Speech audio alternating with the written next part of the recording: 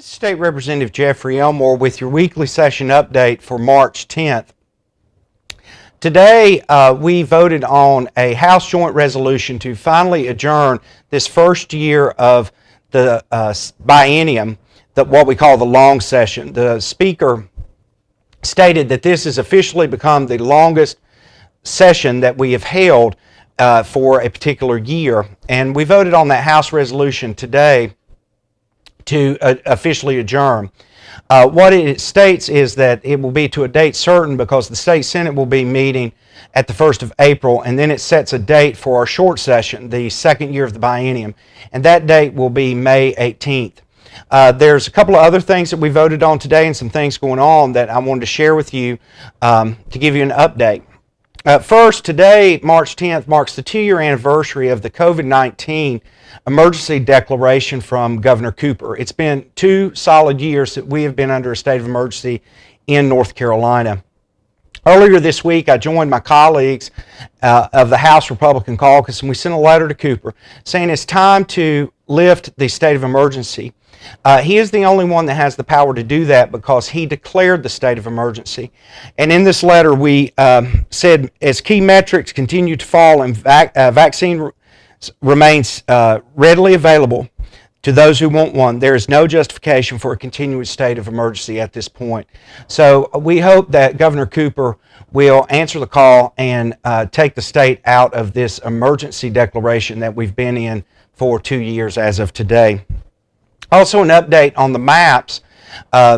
House leaders sent an appeal to the United States Supreme Court on the congressional maps that were redrawn by the court, the state Supreme Court, and that we are operating under. And with a vote of 6-3, they denied the request to take up the case. So all of the congressional maps, state House maps, state Senate maps at this point are settled for the 2022 elections, and filing has officially closed.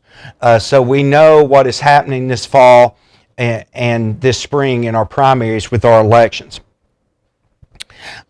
Another thing that I wanted to update you on, the Senate yesterday tried a veto override attempt of the Free Smiles Act. What this act would do is give parents the right, individual parents with their students, if the parent wants the student to wear a mask or not in the school environment.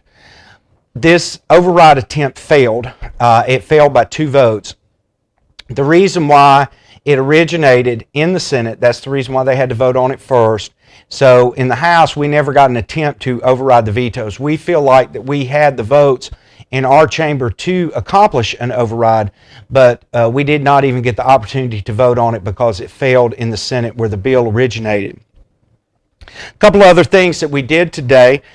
We passed a House Resolution 981 expressing support for Ukraine.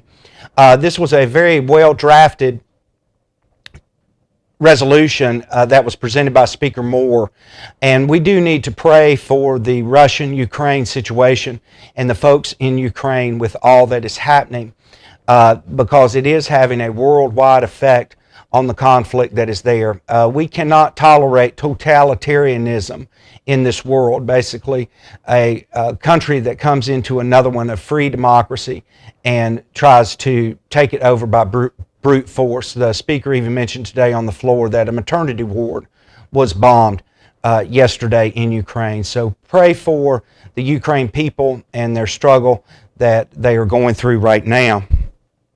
We also passed a budget tech corrects bill. This always happens after the budgeting process. This one took a long time to draft because the state budget that we passed is so large because it dealt with the federal money and the state money also, that the tech corrects took a long while to make sure that all of the things that needed to be addressed were addressed. And that passed with overwhelming support, 96-16, and it also passed the state Senate. So it's on to Governor Cooper for his signature.